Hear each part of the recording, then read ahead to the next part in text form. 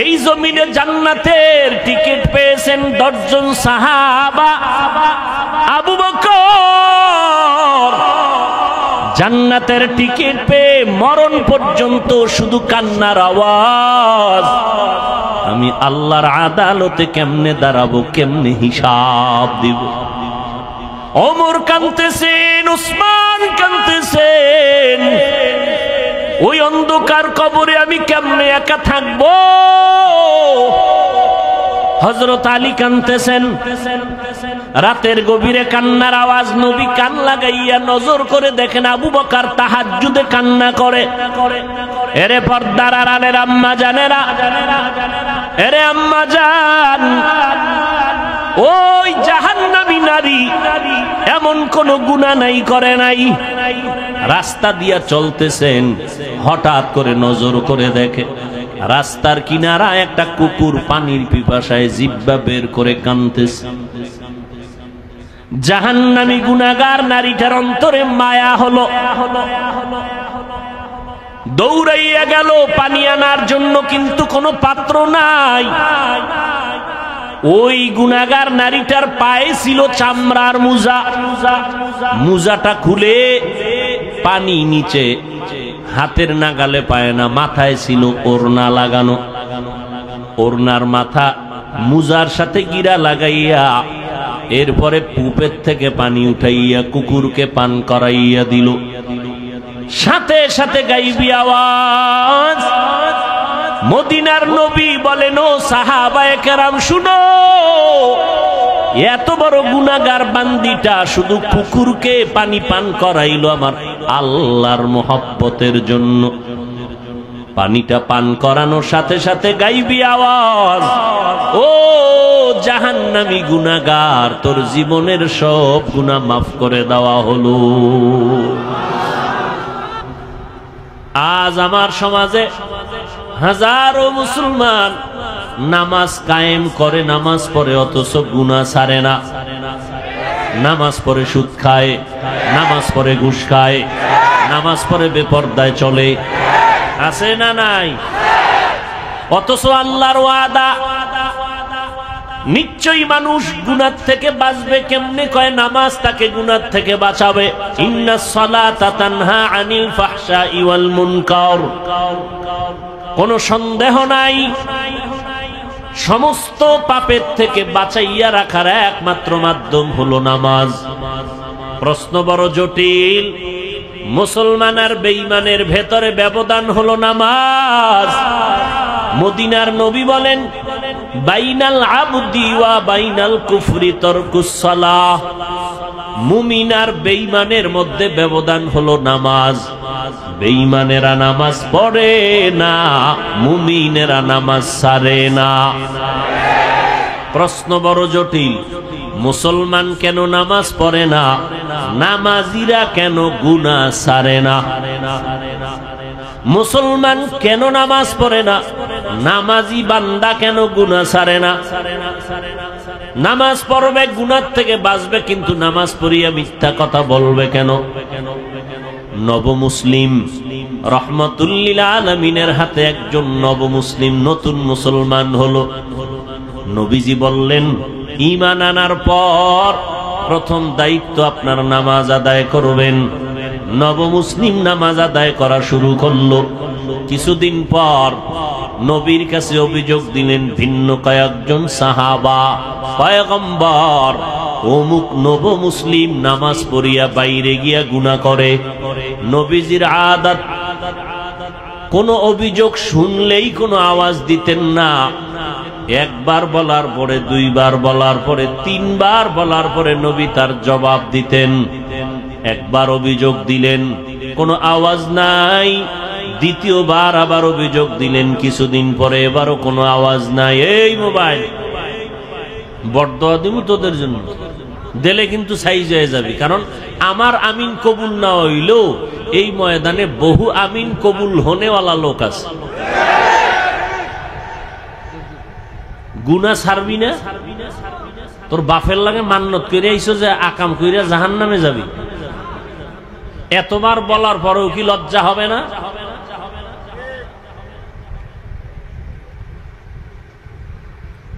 ভাইরা আমার, ছোট ছোট বাচ্চার হাতে মোবাইল, এর মা এর বাবা বলে দায়িত্বশীল মা বাপ সন্তানকে ধ্বংস করার জন্য আর কি দরকার? আল্লাহ সবাইকে হেদায়েত দান করুন।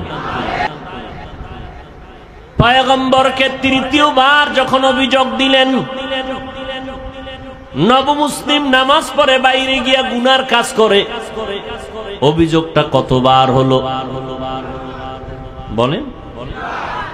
নবী এবার জবাব দিলেন, লম্বা চওড়া কথা না, নবীজি কথা বলতেন সংক্ষেপ, তার ব্যাখ্যা হতো অনেক বড়। নবী অল্প কথায় বলে দিলেন, সাহাবায়ে কেরাম কিছুই বলবেন না, তার নামাজ যেদিন ঠিক হয়ে যাবে সেদিন সে গুনাহমুক্ত হয়ে যাবে।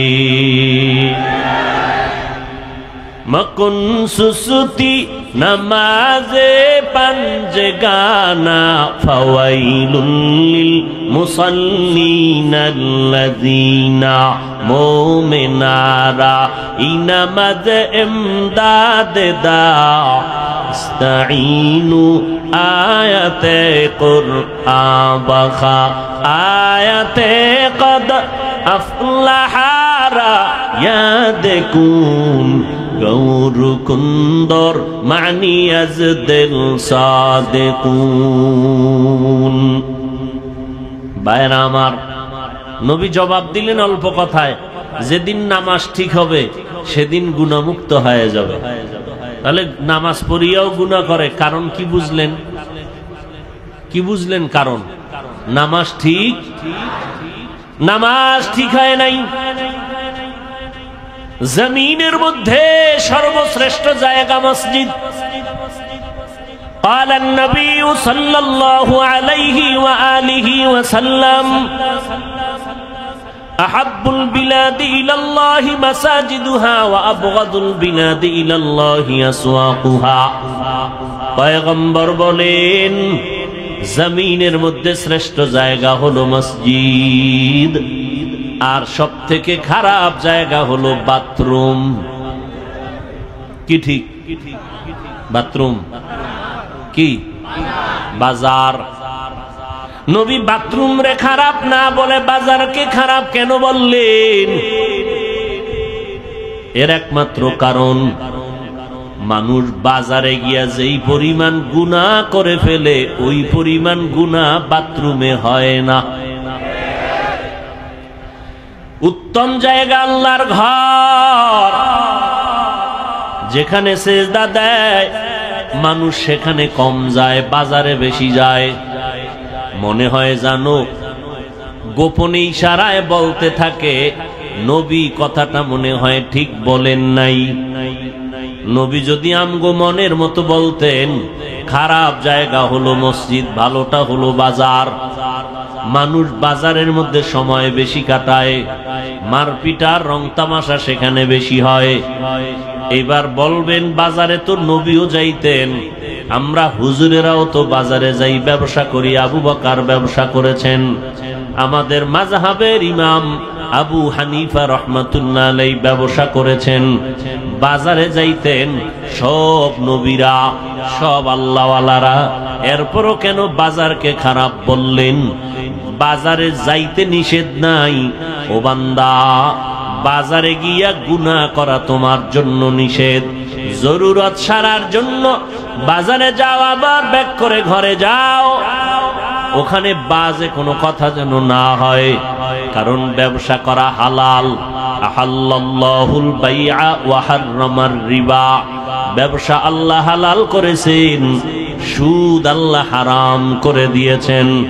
এরে নবীর আশিক, উত্তম জায়গা আল্লাহর ঘর, কিন্তু এই জায়গায় মানুষ ঢুকতে গিয়েও কোনো আল্লাহর ভয় অন্তরে রাখে না।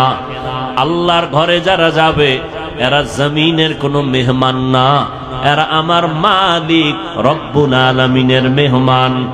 এমপি সাহেব ডাকলে মানুষ কত সুন্দর সজ্জিত হইয়া এমপি সাহেবের ডাকে সাড়া দেয়। ও মানুষ, আপন কোন আত্মীয়র বাড়ি গেলে পুরান জামা বাদ দিয়া নতুন ড্রেস পরিয়া যায়, আমার আল্লাহর বাড়ি নামাজে যারা যাও তোমরা গেঞ্জি পরে যাও কেন, ময়লা জামা নিয়ে যাও কেন? আল্লাহর মেহমান তো আল্লাহর ঘরে আল্লাহর সাজে সজ্জিত হয়ে যাওয়া দরকার। সেখানে গেঞ্জি পরে যায়, টুপি নাই, জুতা নাই,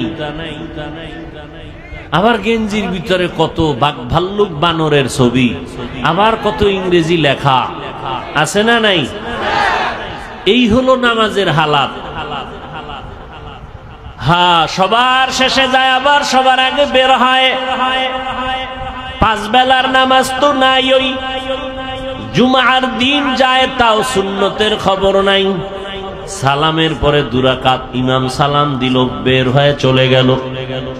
জুমার সময় এত মানুষ, এরা ফজরেও নাই আবার আসরেও নাই। এই নামাজ দিয়া মানুষ গুনাহ থেকে ফিরবে না। আল্লাহর নবী বলেন কিয়ামতের দিন এই নামাজি তাকে জাহান্নামে নিয়ে যাবে। আল্লাহ তাআলা বলেন আমি মানুষকে একটা কাজের জন্য বানাইছি, ইবাদত। ইবাদত হবে নবীর তরিকায়। সীমানা কত দূর? বলে তোমার জিন্দেগি যেখানে যেখানে যাবে সেখানে ইবাদত। ইবাদতটা নবীর তরিকায় হবে, শুধু জিকির করা ইবাদত না। ও বান্দা, তুমি খানা খাইবা ইবাদত, তুমি খানা খাইবা না তাও ইবাদত। খানা সামনে রেডি, পেটের ভেতরে ক্ষুধা, ইফতারির টাইম বাকি আধা ঘন্টা, ক্ষুধাও আছে, খানাও সামনে আছে হালাল। রোজাদার খাইবেনি কেন? এই সময় খানা খাওয়াটা তোমার জন্য আল্লাহর বিধানে নাই, না খাওয়াটা ইবাদত। খানা হালাল কিন্তু খাওয়া কিনা ইবাদত না। রোজার হালাতে তোমার সামনে খানা, পেটেও ক্ষুধা, তারপরও খাওয়া যাবে না, কারণ আল্লাহর বিধানে নাই, নবীর তরিকায় নাই। এই সময় খানা ক্ষুধা থাকলেও খাওয়া যাবে না, না খাওয়া ইবাদত। নামাজ পড়ো ইবাদত, নামাজ না পড়াটাও ইবাদত। রোজা রাখা যেমন ইবাদত, একটু আগেই কিন্তু জবাব দিয়েছি রোজা না রাখাটাও ইবাদত। ঈদের দিন রোজা রাখা ইবাদত নাকি রোজা না রাখা ইবাদত? সূর্য যখন ডুবে, সূর্য যখন উঠে, তখন নামাজ পড়া ইবাদত নাকি না পড়া ইবাদত? ভাইরা আমার, নামাজ পড়া যেমন ইবাদত, না পড়াটাও ইবাদত। সব হতে হবে আল্লাহর জন্য, মদিনাওয়ালা নবীর তরিকায়। কিন্তু বড় দুঃখ, আল্লাহকেও চিনি না, মদিনাওয়ালা নবীর আদর্শ তরিকাও চিনি না। এখন আমরা কেমনে ইবাদত করব, সিস্টেম কেমনে জানবো? মদিনার নবী এক ঠিকানা দিয়া গেছেন, ওই ঠিকানায় গেলে ইবাদত শিখবা, তরিকাও পাইবা। ওই ঠিকানার নাম হলো উলামায়ে আহলে হকের সোহবত। ইলমে রায়ে জাজু করদন বেহিসাব, খলকে রাদাদন জওবে বাসওয়াব।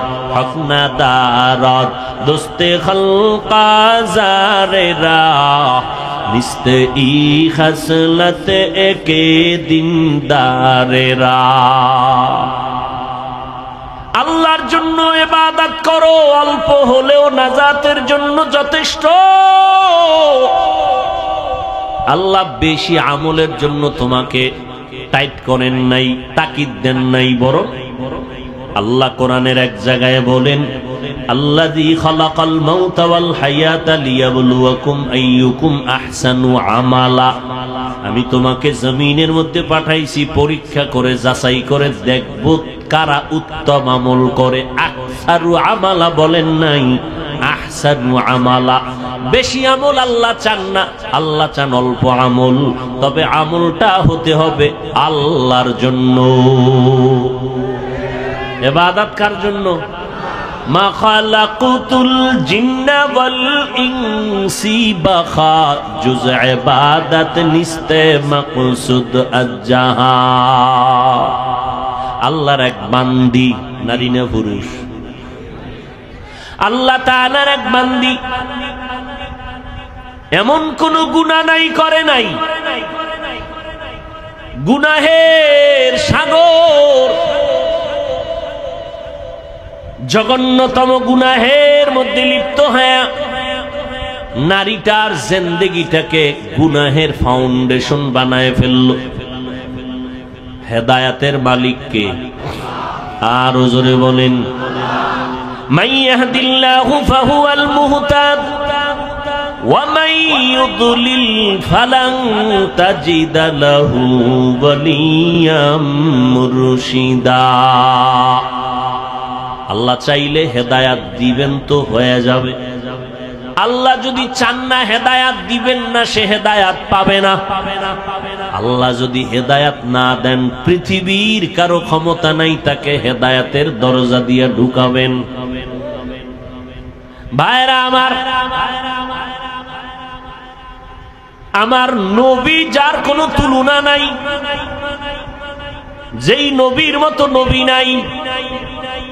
কেমন নবী আমার, যে নবীর চেহারা মোবারকে একটা নজর দিলে দীর্ঘদিনের ক্ষুধা নিবারণ হয়ে যায়। আরো আস্তে করে বলেন, কেমন নবী আমার। কপাল বড় খারাপ, আমরা সেই নবীরে চিনলাম না, বহু বিধর্মীরা চিনে চিনে আজ কালেমা পড়েছি। মুসলমানের ঘরে জন্ম নিয়ে নবীকে চিনলি না রে যুবক। যদি নবীকে চিনতে রে বাবা, ওই নবীর আদর্শ জবাই করতা না, বেঈমানের পা চাটা গোলাম হইতা না। কেমন মায়ার নবী আমার, 23 বছরে এমন এক আদর্শ নবী রেখে গেলেন, কিয়ামত পর্যন্ত নতুন কোন আদর্শের প্রয়োজন হবে না। আমার নবীর আদর্শই পাওয়ারফুল এবং পারফেক্ট, কিয়ামত পর্যন্ত কোনো সংশোধনী লাগবে না। যদি কোনো মুনাফিক আওয়াজ দিয়ে কয় সেই 1500 বছর আগের ইসলামটাকে একটু মডিফাই করা দরকার, সেই মুহাম্মদের 1500 বছর আগের পুরানো আদর্শ একটু চেঞ্জ করা দরকার, জুতা হাতে নিয়ে জানায় দাও রে বেঈমান, তোর বিবেকটাকে পরিশুদ্ধ করা লাগবে, চেঞ্জ করা লাগবে। মুহাম্মদের আদর্শ কিয়ামতের আগে চেঞ্জ করার প্রয়োজন হবে না। এই কোন ইহুদি, কোন খ্রিস্টান, কোন হিন্দু, কোন বৌদ্ধ, কোন বিধর্মী আজও পর্যন্ত বলার সাহস পায় নাই মুহাম্মদের আদর্শকে চেঞ্জ করো। কে পেয়েছে? ইসলামের ব্যানারওয়ালা একদল মুনাফিকরা বলে 1500 বছর আগের সেই ইসলামকে মডিফাই করা দরকার।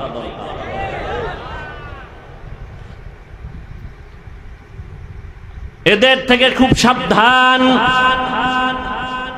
ওই নবীর আদর্শ এত পাওয়ারফুল এবং পারফেক্ট, 1500 বছর পর আজও সেই নবীর আদর্শের কারণে এত গরমের মধ্যেও হাজার হাজার মানুষ বসে আছেন। টাকার লোভ নাই, খাওয়ানোর কোনো ফিকির নাই, বসার জায়গাও ভালো না। কোন এমপি সাহেব এতগুলো মানুষ যদি এক জায়গায় বসায় রাখতে চাইতেন, আসা যাওয়ার অগ্রিম গাড়ি ভাড়া দিতে হতো, ঠিক নেই? বসার জন্য ভিআইপি ব্যবস্থাপনা, এরপরে ফাঁকে ফাঁকে নাস্তা, না হয় চেয়ারের বাড়ি, এরপরে নিয়ন্ত্রণের জন্য কত আইন শৃঙ্খলা বাহিনী। কিন্তু তাকাইয়া দেখো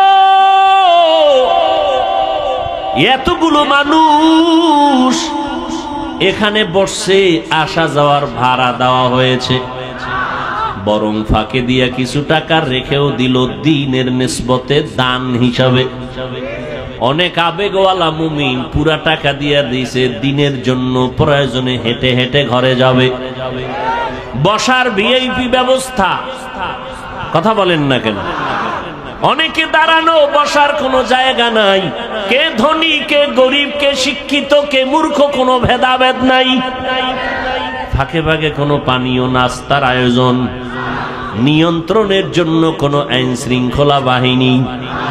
এতগুলো মানুষ র্যাব, আর্মি, পুলিশ, বিডিআর দিয়াও নিয়ন্ত্রণে রাখা যায় না। আর এতগুলো মানুষ, বসার কাইফিয়াত নাই, জায়গা সুন্দর না, খানারও আয়োজন নাই, টাকারও কোনো ব্যবস্থা নাই, যাবে কেমনে ঘরে তারও কোনো চিন্তা নাই, চুপচাপ বসে আছে। একটু চিন্তা করা দরকার, এটাকে কেউ না কেউ পেছন থেকে নিয়ন্ত্রণ না করলে তো হয় না। যিনি কুদরতের দ্বারা নিয়ন্ত্রণ করেন তিনি আমার আল্লাহ। ওই আল্লাহকে এখনো চিনো না রে যুবক? কই আজকে এত দুশ্মন সারা দুনিয়া জুড়ে?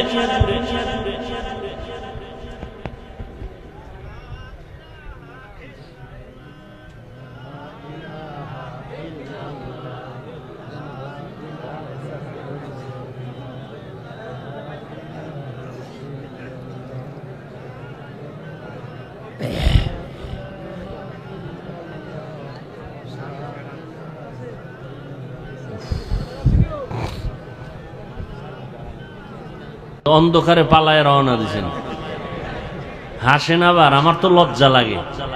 আপনার অন্তরে ভয় আসলো না? অন্ধকারে পালায় যাবেন, এটা কোন অভ্যাস?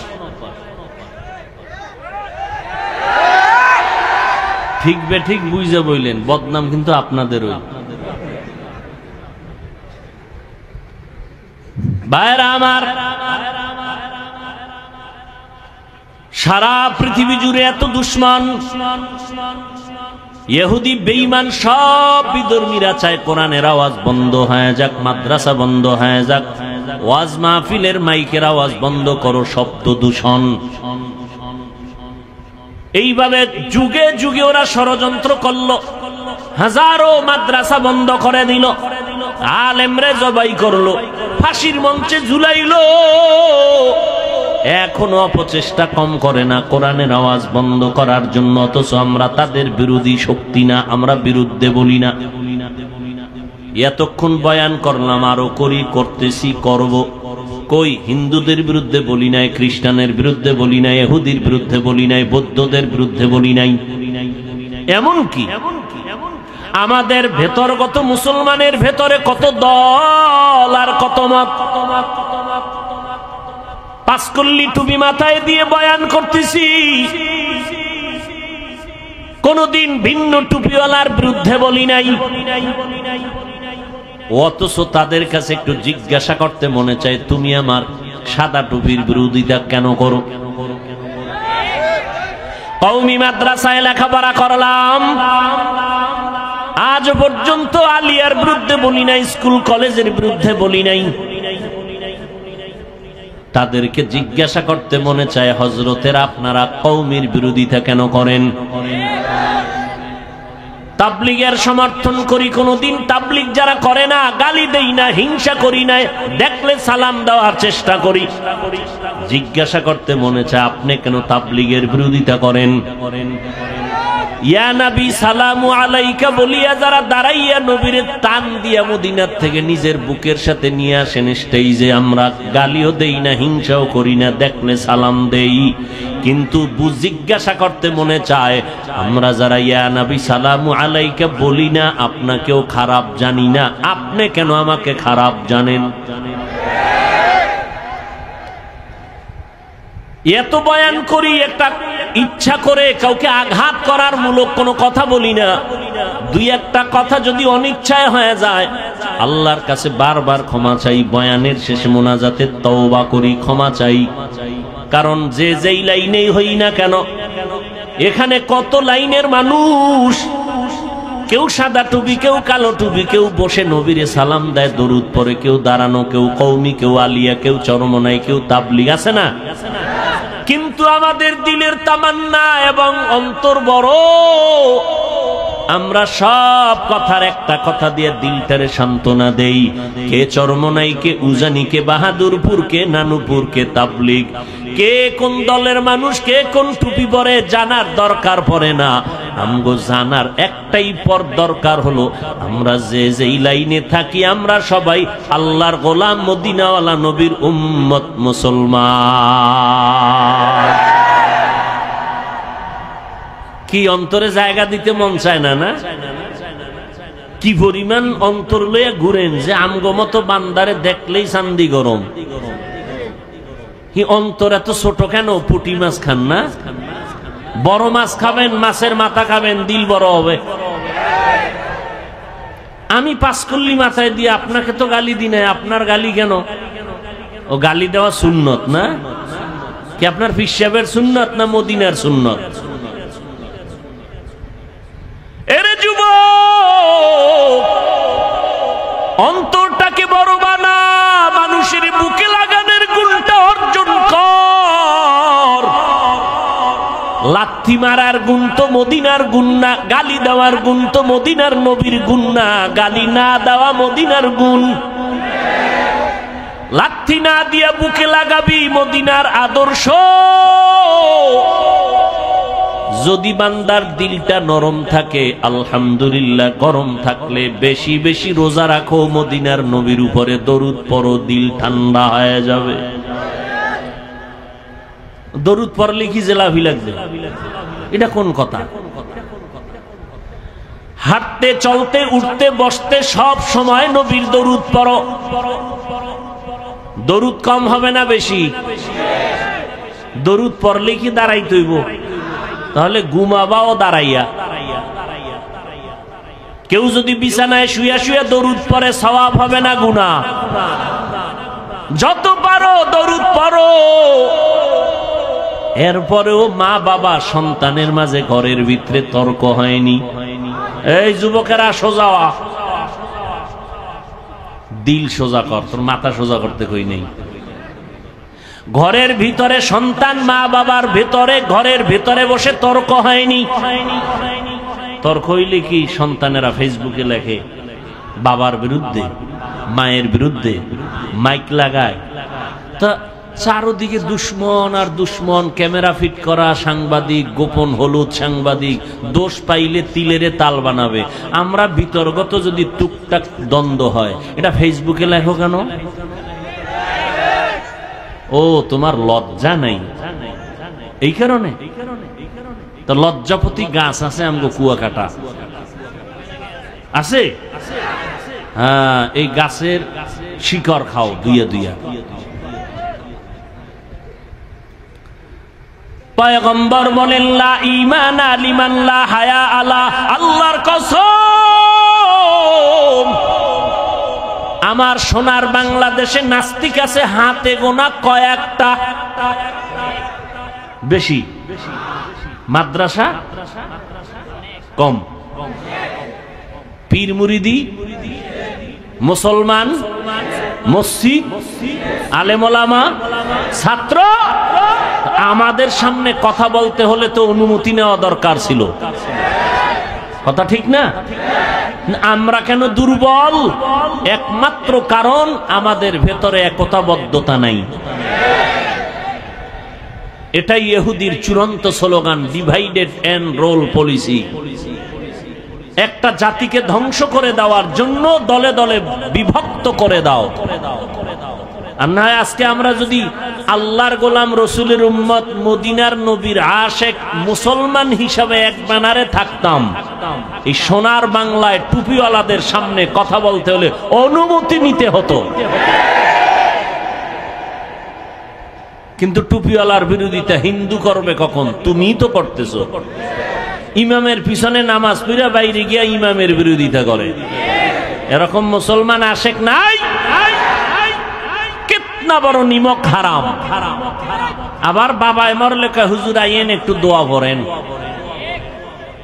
আছে না নাই? আল্লাহ হেদায়েত দান করেন। ও যুবক, তুমিও মুসলমান, আমিও মুসলমান। তোমার আল্লাহ আমার আল্লাহ আলাদা না এক। তোমার নবী আমার নবী এক, তোমার কোরআন আমার কোরআন এক, তোমার কাবা আমার কাবা এক, তোমার ধর্ম আমার ধর্ম এক, তুমি আমি দুনিয়াতে আসছি এক। নাকি লঙ্গি ভরে আসছো? বিদায় বেলাও সিস্টেম হবে এক। কাফন হবে কয়টা? কথা কয় না। কালার হবে আলাদা। তাবলিগলাদের কাফনের কালার আলাদা। এই দেশে নামদারি সুন্নি যারা, তাদের কাফনের কালার হবে আলাদা, কালো। কাফনের সংখ্যা 3টে, কালারও সবার এক। কে তাবলিগ, কে চরমনাই, কে ওয়াহাবি, কে সুন্নি, কে কওমি, কে আলিয়া, কে আওয়ামী লীগ, কে বিএমপি, কে এমপি, কে মন্ত্রী, কে ধনী, কে গরিব, কে মাওলানা, কে মুফতি, কে বক্তা, কে শ্রোতা। কাফনের ভিতরে যেদিন ঢুকবি সেদিন দেখবি বাহাদুরি আর সে। কাফনের উপরে লেখা থাকবে পিসা হুজুরের লাশ। হ্যাঁ, শেষ বাহাদুরি, সব শেষ। কাফনে ঢুকছো, কার লাশটা ফকিন্নির, কারটা ধনির, কোন লেখা আছে? এবার কবরের সাইজও হবে এক।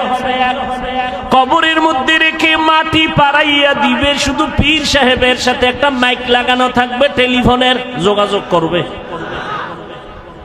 কবরের ভিতরে একটা ব্লুটুথ সিস্টেমের মেশিন থাকবে যোগাযোগের জন্য। হ্যাঁ, সব কবরের সাইজও সমান। মাটি দিয়া যখন সবাই বিদায় হবে, 2 জন ফেরেশতা সবার কবরে আসবে।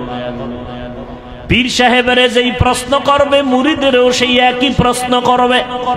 হিন্দু বৌদ্ধ খ্রিস্টান সবার বেলায় প্রশ্ন 3টা, সব একই প্রশ্ন, কমন প্রশ্ন।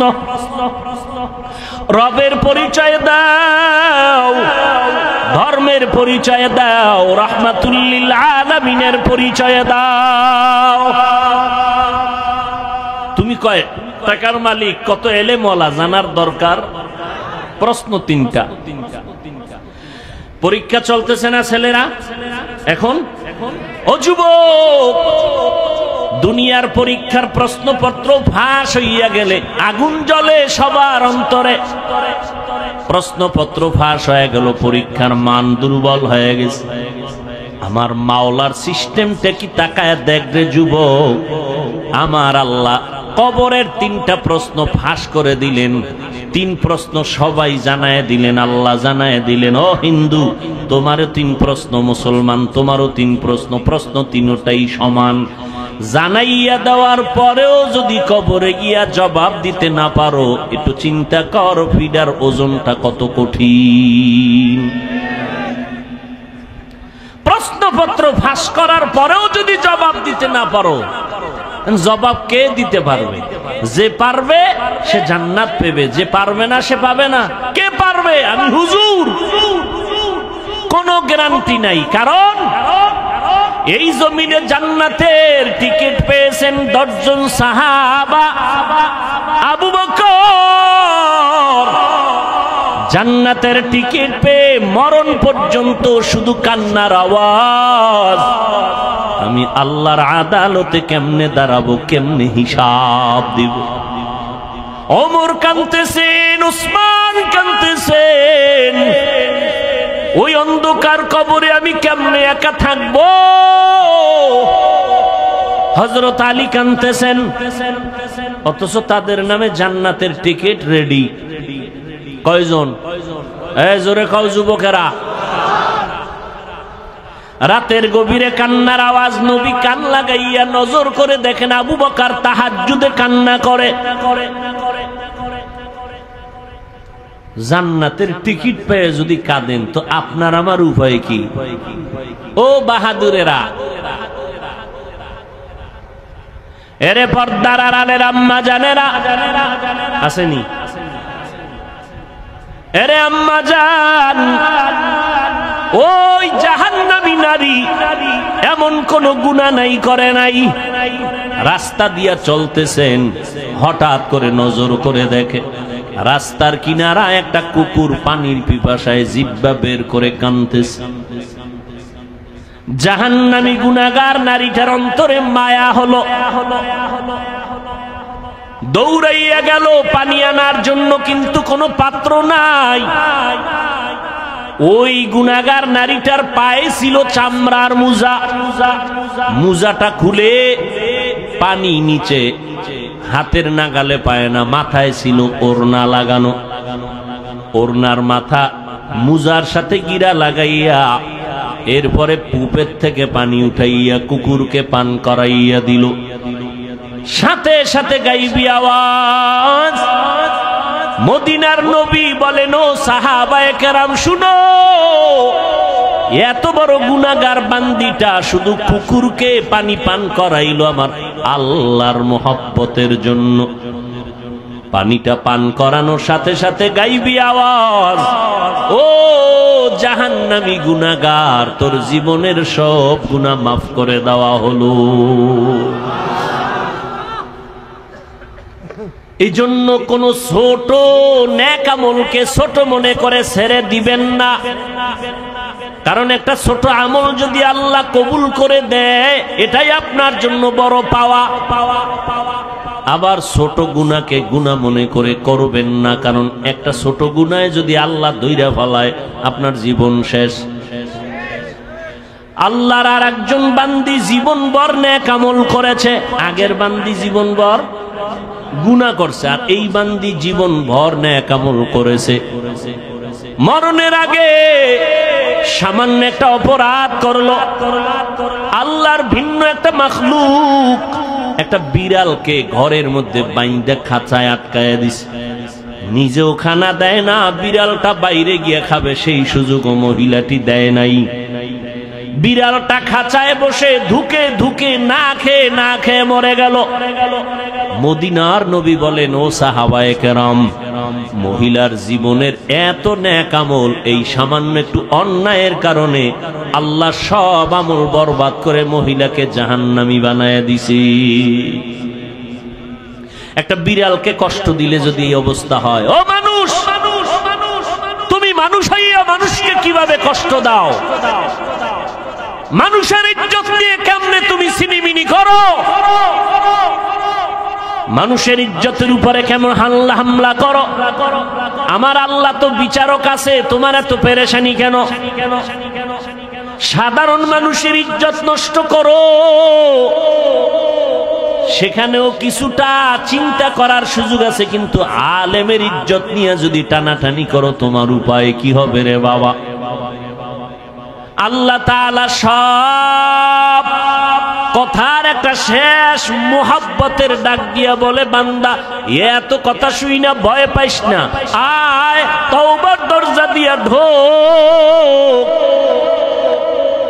70 বছর পর্যন্ত যদি গুনাহ করো, তওবার মতো যদি একটু তওবা করে চোখের পানি ছেড়ে দাও, আমি তোর 70 বছরের গুনাহ একটা সেকেন্ডে মাফ করে তোরে পবিত্র বানায় দিব।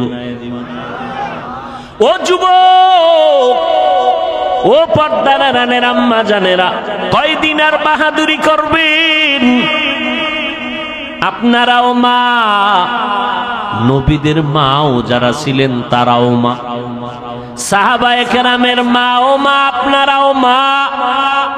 খাদিজা রাদিয়াল্লাহু আনহা নবীর স্ত্রীও মা, আপনারাও মা। আয়েশা রাদিয়াল্লাহু আনহা নবীর স্ত্রী, আমাদের মা, আপনারাও মা। হাফেজে কোরআনের মাও মা, আপনারাও মা। ও মা, এত সম্মান আল্লাহ দিয়েছেন, নবী দিয়েছেন, ইসলাম দিয়েছেন আপনাদের।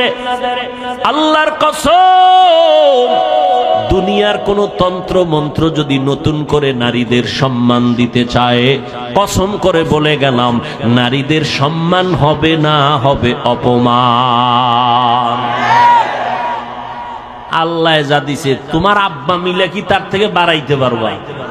মিয়া পাকনামি করো। মোবাইলওয়ালা মোবাইল বানাইছে, মোবাইলটা চালাইলে সুস্থ থাকবে কেমনে তার ক্যাটালগ দিয়েছে। গাড়িওয়ালা গাড়ি বানাইয়া গাড়িটা কিভাবে চালাইলে সুস্থ থাকবে তার ক্যাটালগ দিয়েছে। আল্লাহ বানাইছেন মানুষ, আসমান আল্লাহ বানাইলেন আমার জন্য, জমিন আল্লাহ বানাইলেন মানুষের জন্য, সূর্যের আলো আমাদের জন্য, চাঁদের আলো আমাদের জন্য, বাতাস আমাদের জন্য। এগুলো ব্যবহার কেমনে করবি? আমার আল্লাহ ক্যাটালগ দিলেন কোরআন আর আমার নবীর মাধ্যমে। মন গড়া যদি শান্তির স্বপ্ন দেখো, শান্তি হবে না হবে অপমান আর অশান্তি। এত দুশ্মন, চতুর্মুখী দুশ্মন আমাদের বিরুদ্ধে। বেঈমানেরাও দুশ্মনী করে, ঘরের মধ্যে মুসলমান ব্যানার লাগাইয়াও দুশ্মনী করে। তাবলীগ বন্ধ করে দাও, জিকির বন্ধ করে দাও, অমুক আল্লাহওয়ালারে বন্ধ করে দাও, বায়ান বন্ধ করে দাও। এরকম মুনাফিক আমাদের মাঝে অভাব নাই। এইবার আপনারা বলেন, এত দুশ্মনীর মাঝেও আল্লাহর শুকর, আমরা যারা নবীর তরিকা মানিয়া সুন্নত অনুযায়ী চলি, আমগো সম্মান কমতেছে নাকি বাড়তেছে? আর কেমনে দেখাইলে আপনারা সুন্নত মানবেন? আর কিভাবে বললে রসুলের সুন্নত মানবেন? ও যুবক, নবীর সুন্নতের থেকে আরো কোনো ভালো আদর্শ আছে কিনা বলো, তাহলে আমি নবীরটা বাদ দিয়া তুমি দাও, আমি সেটা গ্রহণ করব। নবীরটা ভালো না হয়ে যদি আরো কারোটা ভালো হয় দাও, আমি নবীরটা বাদ দিয়া তোমার সেটা গ্রহণ করব। দাও দাও। তুমি কেন? পৃথিবীর কেউ পারেনি, পারবে না। এক কথায় বলে দেই, পৃথিবীর কিয়ামত পর্যন্ত যত আদর্শ আসবে আসছে, সবগুলো নাপাক। একমাত্র মদিনার নবীর সুন্নাত আর আদর্শই হলো পাক। অতএব তুমি নবীর সুন্নাত মানবা না তো হিন্দুরা মানবে। আমার নবীর তরিকা, কেমনে চুল কাটবা, কেমনে চুল রাখবা, নবীর সুন্নাত নাই। নবীরটা ভাল লাগে না? বেঈমানের পা চাটো, আবার দাবি করো আশেকে রসুল। লজ্জা করে না? লজ্জাপতি গাছের শিকড় খা। আঙ্গুলের নখগুলো কেমনে রাখবি রে যুবক?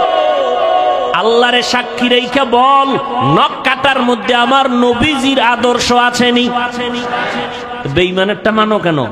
মুহাম্মদেরটা ভাল লাগে না, আবার আশেকে রসুল দাবি করো। এই চাপাবাজির ভ্যালু কি? আমার নবীর সুন্নাত, পানিটা কেমনে পান করবা সেখানেও নবীর সুন্নাত, জুতা দুইটা কেমনে পায়ে পরবা সেখানেও নবীর সুন্নাত, জামাটা কেমনে খুলবা পরবা সেখানেও নবীর সুন্নাত। মানলে তুমি সুন্নি, মানবা না তুমি নবীর বড় দুশমন। তোমার পোশাকের মধ্যে নবীর সুন্নাত কই? তোমার আঙ্গুলের নখ কাটার ভেতরে নবীর তরিকা কই? জীবনে ঘড়িয়াতে দেই না, ওয়াজের কারণে টাইম দেখা লাগে, এই জন্য মাঝে মাঝে দেই, তাও ডান হাতে দেই। বাদশা হারুন রশিদের যুগে ঘড়ির জন্ম, এর আগে ঘড়ি ছিল না এই সিস্টেমে। ডান হাতে দেই কেন? ছাত্র জীবনে ওস্তাদ বলেছেন সেই ছোটবেলা, এই ছেলে বাম হাতে ঘড়ি দিবি না যদি কখনো দাও, কারণ কোন মুরব্বী যদি তোর ওস্তাদ সমতুল্য কয় টাইম কত, বাম হাতটা সামনে নিবি না ডান হাতটা নিবি। গুনাটুনা কিছু নাই, কিন্তু আদবের একটা বিষয় আছে, কোনো গুনাটুনা নেই। ভাইরা আমার, আর তুমি শিক্ষকের সামনে বিড়ি টানো না, হাসো কেন? লজ্জা করে না? কানতে থাক বেটা, কানতে থাক। শিক্ষকের সামনে বিড়ি টানে, মোবাইলে কথা বলে, আরো কত অপরাধমূলক কাজ করে, কোনো সীমা নেই। এখনো এত বড় বক্তা হইয়াও চেষ্টা করি ওস্তাদ পাইলেই জুতা দুইটা হাতের মধ্যে নিয়ে টানি। মা বাবার জুতা এখনো ধুইয়া দেই। কি শিখেছো? আদব কি শিখেছো? রাস্তা দিয়ে হাঁটলে কোনো মুরব্বীর পাশে যদি থাকি, সূর্যের ছায়া পড়লে চেষ্টা করি আমার ওই মুরব্বীর ছায়ার উপরে যেন আমার পাও না পড়ে। এটা গুনাটুনা কিছু না, যত আদব দেখাবো তত আল্লাহ খুশি হবেন। আর মায়ের সামনে বাবার সামনে মোবাইল চালাও, টেলিভিশন দেখো, নাচ গান দেখো, লজ্জা করে না? ঘড়িটা হাতে দিয়া বাম হাতে দৌড়াও, বান্ধবী নিয়ে আড্ডা দিতেছো, মা বাবার সামনে লজ্জা করে না? কয় কিসের লজ্জা, আব্বা আম্মাও তো এই পথের যাত্রী। ও আম্মা জান, আপনার ছেলেটাকে ডাক্তার বানাবেন, কলিজা দিয়া দোয়া করে গেলাম, ইঞ্জিনিয়ার বানাবেন, প্রফেসর বানাবেন, এসপি বানাবেন, তবে দাবি হলো বেয়াদব বানাবেন না। আপনার সন্তানের ব্যবহারে যেন কোনো আলেম কষ্ট না পায়, আপনার সন্তানের আচরণে এলাকার কোনো মুরব্বী যেন কষ্ট না পায়, আপনার সন্তানের আচরণে যেন সবাই দোয়া করে। আরে এমন আদর্শ সন্তান যদি বানাইতে হয়, আব্বা আম্মাকে আগে আদর্শওয়ালা হওয়া দরকার। ও যুবক, পেছনের গুনাহ থেকে এখনো সুযোগ আছে, তওবা করো। নবীর তরিকার মালা গলায় লাগাও, দাড়িটা লম্বা করো, 5 বেলার নামাজ পড়ো, মা বাবার খেদমত করে দোয়া নাও, আলেম ওলামাদের দোয়া নিয়ে আমল শুরু করে দাও। তোমার মতো যুবক, আমি বলি না আমগো মতো হুজুর হও না, একবারও না। তুমি যেই লাইনেই আছো ওই লাইনে থাকিয়া নবীর তরিকা মতে চলো, নামাজ পড়ো। তোমার মতো যুবক সন্তান স্কুল কলেজে পড়ে, 5 বেলার নামাজি, মিথ্যা বলবা না, বলো আছে না নাই? তুমি পারো না কেন? আগামীকালকে ওই ছেলে মেয়েদের পাও ধোয়া পানি নিয়ে খালি পেটে 3 বার পান করবা, যে তোরা স্কুল কলেজে পড়ো, নামাজ পড়ো, আমি কেন পারি না, কপাল খারাপ, আব্বা আম্মার বরদোয়া লাগছে আমার কপালে। ও যুবক, তোমার মতো যুবক সন্তান তাকায়া দেখো, র্যাব আর্মি পুলিশ বিডিআরের চাকরি করে দাড়িওয়ালা নামাজি আছে না নাই? তুমি কেন পারবা না? মই নদীর মধ্যে মাছ ধরে, নামাজ ছাড়ে না, জমিনে কৃষি কাজ করে, নামাজ ছাড়ে না, তুমি কেন পারো না? এর আম্মা জান, আপনার মতো কত মা এলাকায় দেখবেন এখনো 5 বেলার নামাজ পড়ে, তাহাজ্জুদও পড়ে, নাই? এরে আম্মা জান, কেন আপনি পারবেন না? ভালো সন্তান যদি চান, আপনাকে ভালো হতে হবে। ভালো ফল খাইতে চাইলে গাছকে ভালো করতে হবে, ভালো গাছ থেকেই ভালো ফল আসবে। এরে আম্মা জান, এখনো সময় আছে, তওবা করেন। সন্তানের হাত ধরিয়া বলেন, বাবা আর নামাজ ছাড়বি না, মা বাবারে কষ্ট দিবি না, ওলামায়ে কেরামের কথা মেনে আমল করবি, নবীর তরিকা মেনে চলবি। তোরে আমি আদর্শ ডাক্তার বানাইয়া যেতে চাই, তোকে আমি আদর্শ ইঞ্জিনিয়ার বানায় যেতে চাই।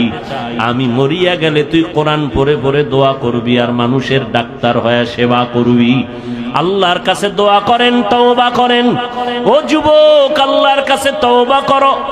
গুনাহের কথা স্মরণ করে আমার আল্লাহকে যদি বলতে পারো, আল্লাহ হায়াতের মালিক তুমি, ইজ্জতের মালিক তুমি, মৌতের মালিক তুমি, আজকে থেকে তওবার নিয়ত করে ফেললাম, নবীর সুন্নতের বাহিরে চলবো না, হারাম খাবো না, দাড়ি কাটবো না, মা বাবাকে কষ্ট দিব না, নবীর তরিকার বাহিরে চলবো না, ওলামায়ে কেরামের সুন্দর পরামর্শ নিয়ে আমল করব, 5 বেলার নামাজ ঠিক মতো আদায় করব, যত কষ্টই হোক না কেন আর নামাজ বন্ধ করব না।